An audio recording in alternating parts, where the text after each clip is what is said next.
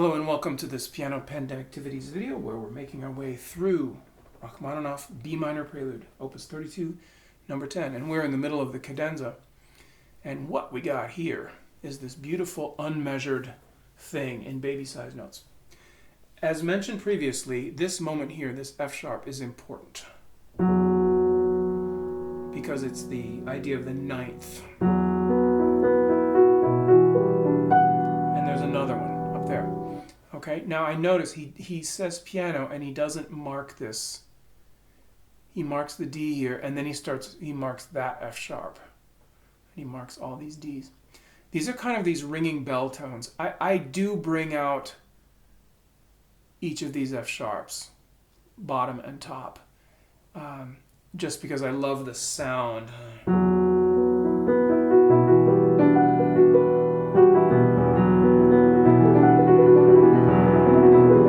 It's just a fantastic sound. You can pedal all the way through it, okay? You do need to hear every note very distinctly. You can't just jumble it up and slop your way through. You actually have to group it, and in the right hand,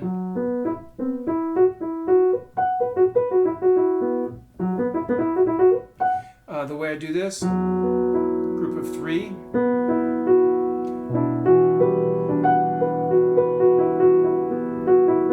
I will even do, you don't have to do 1 to 2. You have time to go 1, 1. There's plenty of time. So you can do this entirely in 3-note groups in the right hand, and you'll be just fine. For most players, I would recommend trying to get these in a single group. If you try to do anything like this where you cross, it'll be really kind of slow and clunky. So if you learn to center through, you'll be much better off.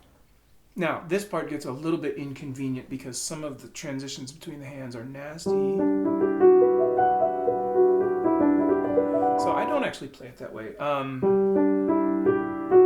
take this F sharp in the left hand. And then I take the next F sharp in the left hand. And then I take that B in the left hand. And I take the last B in the right hand.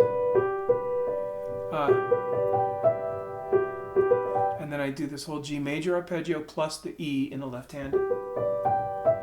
Right hand. Take the E and the D in the left hand. So you're just stealing a few notes from these right hand ones, like that one,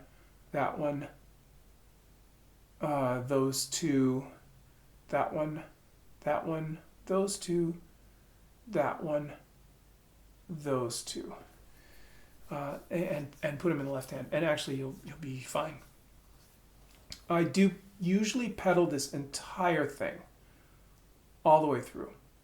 It is possible you can change pedal here because this, without that low bell tone of E, this will have a different sound, a little bit closer to major, which can be interesting. Or if you want to hear this minor bell tone in the bass, you can, and hold it all the way through and then a long fermata. I've played this a number of times, and one time one of my colleagues, I played it, and she said later, I wish you'd held it even longer. I held it a long time, She said, I wish you'd held it all the way until the piano faded out completely. It would have been so beautiful. I thought, wow, that would be a long time. That would be a bold move. And then a silence, erase the sound completely, and now we have material very similar to the opening. One thing here, we have this very clear quote from Sadko to conclude. I find it a little bit easier if you take this B right there and put it in the right hand, and now you just have 2 triads, and the left hand is a chord you can get by itself. And that's a lot easier than the way it's divided. And then it works on that one too. On minor, you could take that B with the right hand. And then this one, very important to do all this in rhythm. So the rhythm is 1,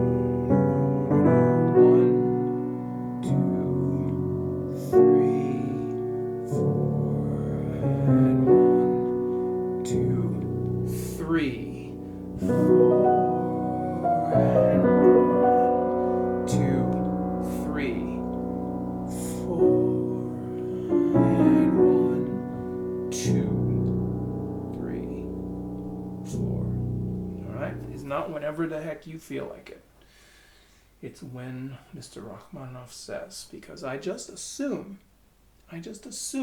he knows a thing or two about rhythm. And so I'm going to walk in his footsteps before I bring my own neato little ideas into the picture.